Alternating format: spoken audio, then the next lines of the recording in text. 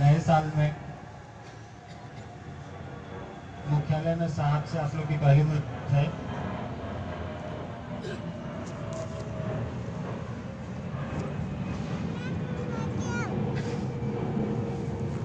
मुख्यालय की ओर से आप सभी को नववर्ष की शुभकामना, बधाई। साहब आपके बीच हैं। इधर आप लोगों से साहब बहुत दिनों से मिल नहीं पाए, इसके पीछे शारीरिक अस्वस्थता है साहब की। आप लोग देख भी रहे हैं, पैर में बड़ा सा घाव हो गया है जूते से कट जाने की वजह से। करीब 15-20 दिन से काफ़ी मुश्किल है अभी उनका चलना फिरना भी। आज तो जबरदस्ती आए हैं, लेकिन नहीं, आज मैं जाऊंगा लोगों से मिलने। तो आप लोग, हम लोग का सौभाग्य है कि इस हालत में भी साहब चल के आप तक हमारे बीच पहुँचे हैं। हमसे आपसे कुछ बात करेंगे, कुछ हम आप सुनेंगे उनसे। और ये देख के अच्छा लगा कि जितने लोगों को बुलाया गया, पहली बार लोग लगा है कि उससे कम लोग आए। नहीं तो अमूमन हम लोगों को समस्या हो जाती है, आप लोग को भी दिक्कत हो जाती है, लोग ज़्यादा हो जाते हैं, जगह थोड़ी कम है।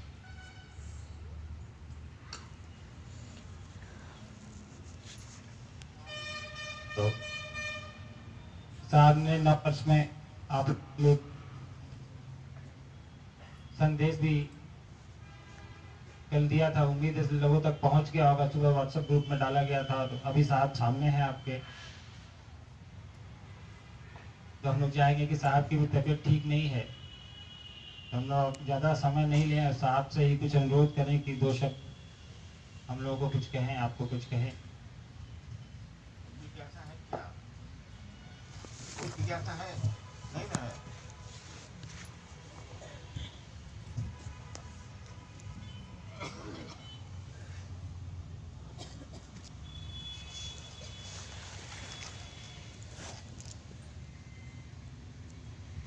आज मुझको मिलना फिर नहीं था, पहले भी 9-10 को मुझको मिलना था, आज भी नहीं मिलना। लेकिन सोचा गया कि आखिर कितने दिन इस तरह चले।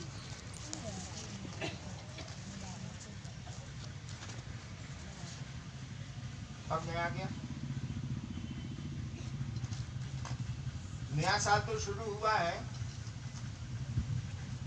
लेकिन हिंदू कैलेंडर से नहीं, ईसाई कैलेंडर से, जो हम लोग मानते हैं, पूरी दुनिया मानती है। नव वर्ष, नया साल लोगों के मनाने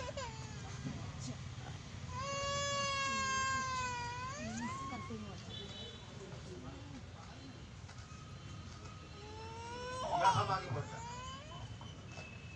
आगे बोलने के लिए तो आपका स्वागत है इस नए वर्ष में।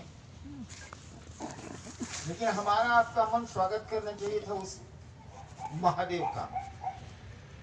नया साल आया है, हम लोग नए उत्साह से महादेव का काम करें, अपना भी काम करें। मैंने कहा भी कि अब हम लोग दुगुने उत्साह से, दुगुनी मेहनत से महादेव का काम करेंगे, साथ साथ अपना भी काम करेंगे। विद्यार्थी है वो पढ़ेगा, खेती है जो वो खेती करेगा, जो नौकरी करता है वो नौकरी करेगा, जो व्यवसाय करता है वो व्यवसाय करेगा, लेकिन समय निकालेगा अपने गुरु के लिए, अपने शिव के लिए।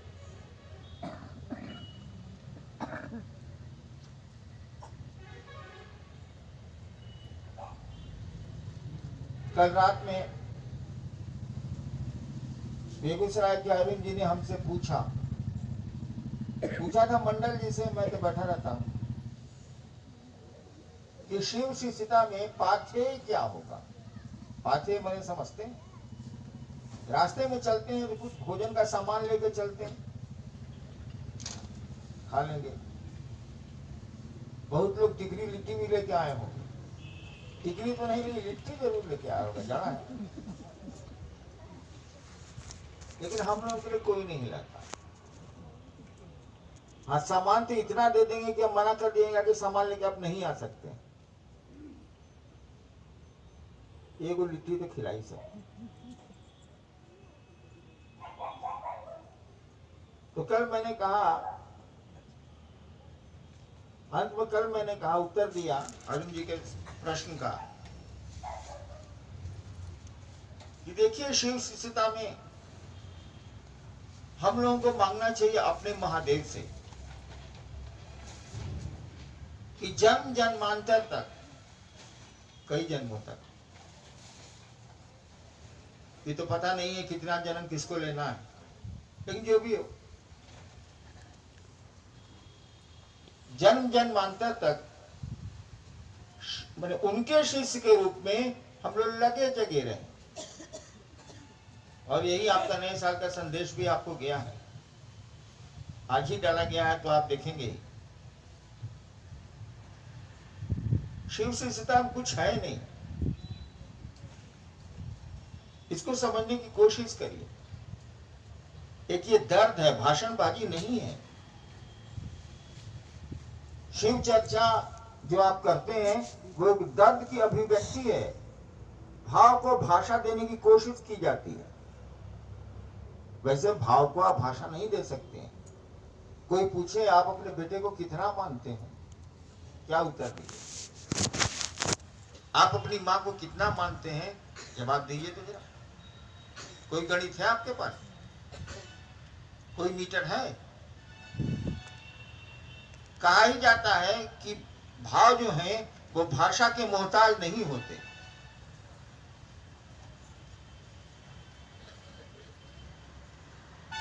कई दुनिया के बड़े साधु हैं, जिनको दुनिया जानती है, आप भी जानते हैं, आप तो बिहार के बहुत लोग रहने वाले हैं। दलाई लामा का नाम सुना? बौद्धिस्ट, वो अभी गया है, 1 महीने का प्रवास होता है उनका। उनके कार्यक्रम में 67 कंट्रीज के लोग हैं। 67 की हिंदी क्या होगी? 67 देशों के लोग आए हुए, और वो एक ही भाषा बोलते हैं, तिब्बती। हिंदी भी उनको नहीं आती। और 67 देश में अमूमन कोई नहीं उनकी भाषा समझता। तिब्बती भाषा कौन जानेगा? अंग्रेजी बोलिएगा तो लोग जानेंगे भी, बिहार में हिंदी बोलिएगा, झारखंड में तो जानेंगे भी, यूपी में। तिब्बती भाषा कोई नहीं समझता। 50,000 लोग रहते हैं, 1 महीने का उनका कार्यक्रम रहता है गया में। लेकिन आप देखिएगा कि लोग रो रहे हैं, इतने अनुशासित हैं कि कोई खड़ा नहीं रहता।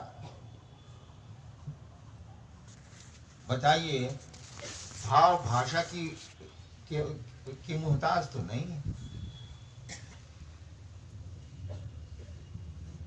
दलाई लामा साहब तिब्बत की भाषा बोलते हैं, तिब्बती भाषा बोलते हैं, और अमूमन कोई नहीं समझता। और उनका कार्यक्रम 3 घंटे 4 घंटे रोज चलता, जब भी उनका समय होता।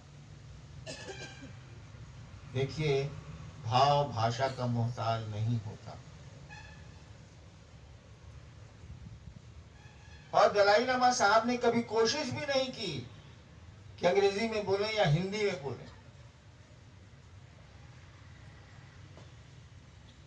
तो 4 पंक्तियां हिंदी की सुंदर बोल देने से, अंग्रेजी की सुंदर बोल देने से ऐसा कभी मत समझिएगा कि वह शिव शिष्य बड़ा अच्छा है।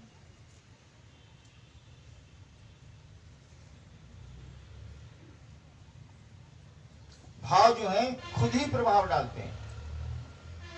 मैं गया था सिक्किम नहीं, मणिपुर, 2-2.5 साल हो गए, 3 साल हो गए। वहां अमूमन लोग, देहात के लोग, हिंदी नहीं जानते, अंग्रेजी भी नहीं जानते।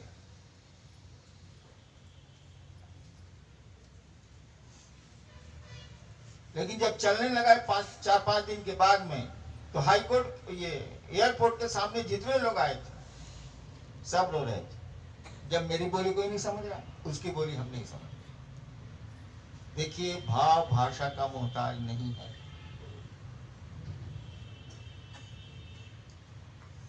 शिष्यता भी एक भाव है।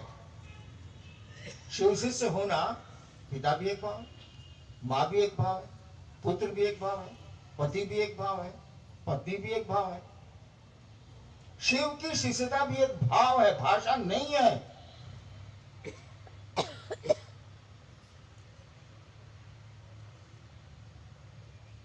तो गुरु की दया होगी तभी हमारे आपके अंदर वो शिष्य भाव आएगा।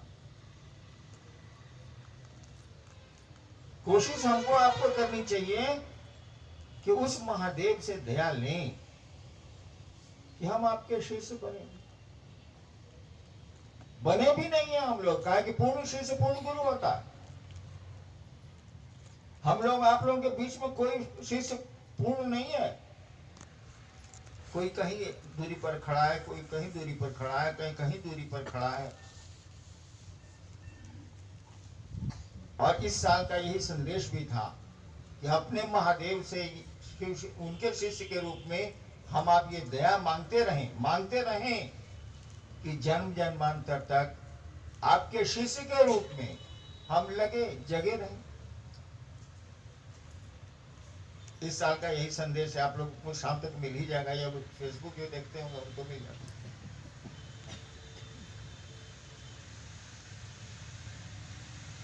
और एक बात जान लीजिए, शिव शिष्यता में 3 सूत्र कुछ नहीं है, शिव शिष्य भी कुछ नहीं है, शिव शिष्यता भी कुछ नहीं है।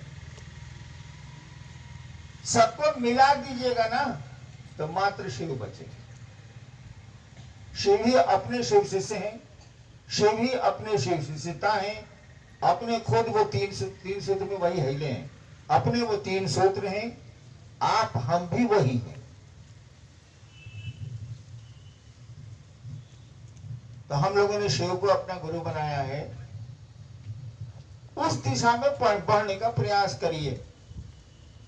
आप पहला सूत्र याद करिए ना, हे शिव आप मेरे गुरु हैं, मैं आपका शिष्य हूं, मुझ शिष्य पर दया कर दीजिए। ऐसा ही कुछ जरा सोच के बताइए। इस काम के लिए, यानी शिव शिष्य बनने के लिए, शिव की दया के लिए, शिव शिष्य बनने के लिए, दया के लिए कितने लोग उनसे दया मांगते हैं। पहला सूत्र तो है हम दया मांगते हैं महादेव से। भोजपुरी में हम कहेला कि पर पराई तो अपने मंगवा, यानी लौकिक कष्ट होता है, धरती की कोई असुविधा हमको आपको होती है तो हम अपने महादेव से दया मांगते हैं। क्या मन में ये ख्याल है कि इन कष्टों के अलावा भी एक बहुत बड़ा कष्ट है जो आपको शिव से नहीं बनने दे रहा? आपके हमारे कर्मफल, जो हमारा आपका जीव भाव। पहला सूत्र तो बना था शिव शिष्यता के लिए। लिखा ही है कि शिव शिष्य बनने के जिज्ञासुओं और शिव शिष्यों के लिए लिखा हुआ है। काहे के लिए? चलिए आदमी है, जरूरत पड़ती है, परेशानी होती है, मांगते हैं हम लोग दया। क्या इसके लिए मांगते हैं कि मैं आपका शिष्य बनूं? अगर ये अहंकार है कि हम आप शिव शिष्य हो गए हैं तो आपसे और हमसे बड़ा मूर्ख इस धरती पर कोई नहीं है। हाँ, हम लोग बनने की कोशिश में लगे हैं। कहा कि कोई कुछ दूरी पर है, कोई कुछ दूरी पर है, कोई कुछ दूरी पर है। जब कोई पूर्ण शिष्य होगा वो महादेव होगा। कहा ही जाता है कि जितना बड़ा आप शिष्य है महादेव के या किसी गुरु के, उतने ही बड़े गुरु भी हैं आप, क्योंकि शिष्य भाव गुरु भाव में बदलता है।